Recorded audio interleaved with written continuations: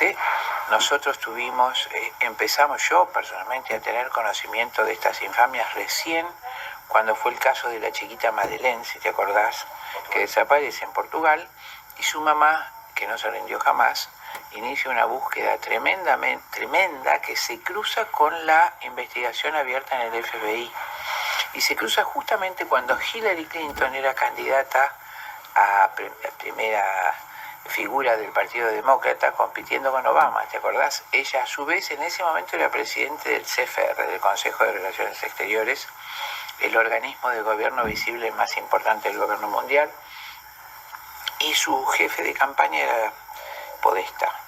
Entonces aparece en los medios, se divulga como ahora con esta isla, una tarjeta de invitación a una pizza, a comer una pizza, Pizzagate. Y esa tarjeta de invitación virtual y ya tangible al tacto en las tarjetas verdaderas de papel, era un hilito rojo que decía te invito a comer una pizza. Ya en ese momento se había descifrado perfectamente. Estamos hablando más o menos, ¿te acordás? 2015, 2016. ¿Cuándo fue que ganó Obama de la elección contra Hillary Clinton? 14 por ahí.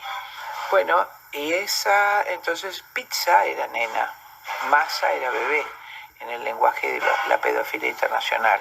Estaba totalmente descodificado ese lenguaje y se cruzan las dos investigaciones que llegan si te acordás un poquito, a la Fundación Clinton. Desgraciadamente, la candidata convidaba a través de su asesor de imagen Podesta a una pizza gay. ¿Qué significaba en términos coloquiales?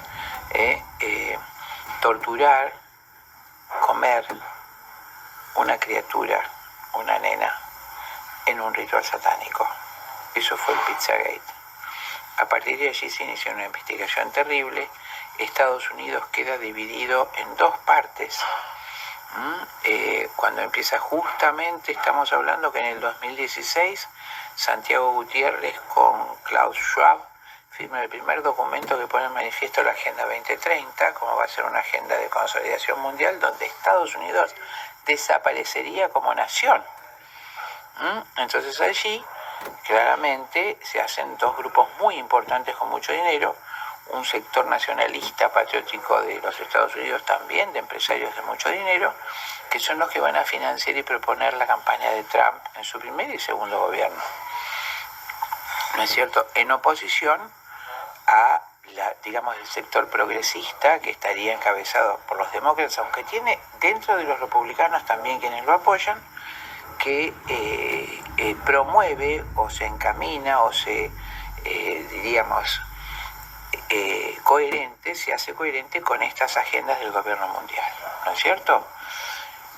En ese contexto, Trump tiene que responder al mandamiento de ese sector patriótico, que es el que los va a financiar, y no te olvides que era un actor, ¿no es cierto? Le financian la campaña y tiene que responder. Por eso todo ese sector se opone al aborto, se opone a la ideología de género. No es solo conservador, sino, digamos, de valores tradicionales occidentales. Y se opone a todo esto y al tráfico de niños, al tráfico sexual. Esto que te digo, vamos a decir brevemente, porque es monstruoso lo que pasa.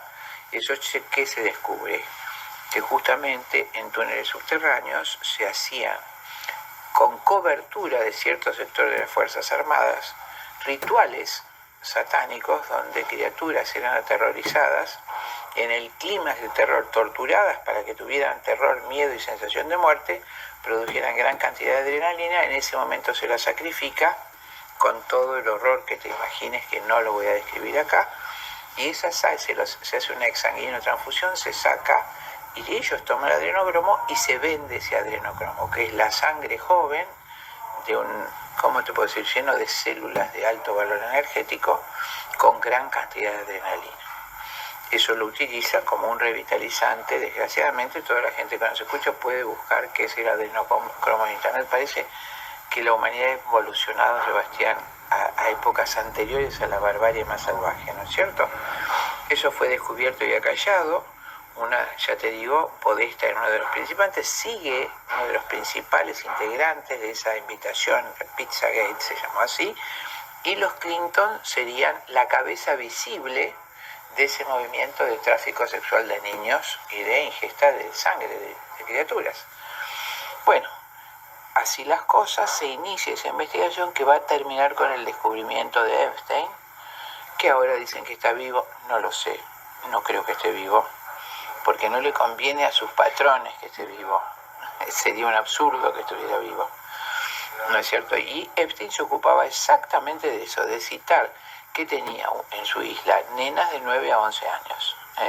Y se encargaba justamente de citar a los políticos de todo el mundo, acá no solo giordanos, sino políticos de mucho renombre, salieron en la primera lista que fue publicada en esos años de los huéspedes de la isla de Epstein. Inclusive el presidente Macri aparece involucrado allí. El señor Manzano también, ¿no? También, exactamente. ¿El señor Manzano, ese es su apellido real? No lo sé, no creo. Pero como no tengo la certeza para darte respuesta, no te la voy a dar. Pero no, son en general nombres que se ponen, nombres artísticos que ocultan, como en casi todos los personajes del siglo XX, se oculta el verdadero nombre de los grandes autores de los hechos políticos. Llamó la atención la presencia tantas veces de Bill Gates, y sobre todo como una de esas personas que ha promocionado desde los poderes fácticos que él mismo tiene todo ese periodo que conocemos como la pandemia. ¿Qué vinculación ves entre una cosa y otra? Bueno, Bill Gates pertenece, hay que tener en claro que todos estos millonarios, Elon Musk, todos los que conocemos, dueños de las multimedias y demás, como Bill Gates, son la cara visible de un poder invisible. Ellos son los que se muestran, los que se tienen que mostrar, son la segunda línea del gobierno mundial. La primera línea es poderosa.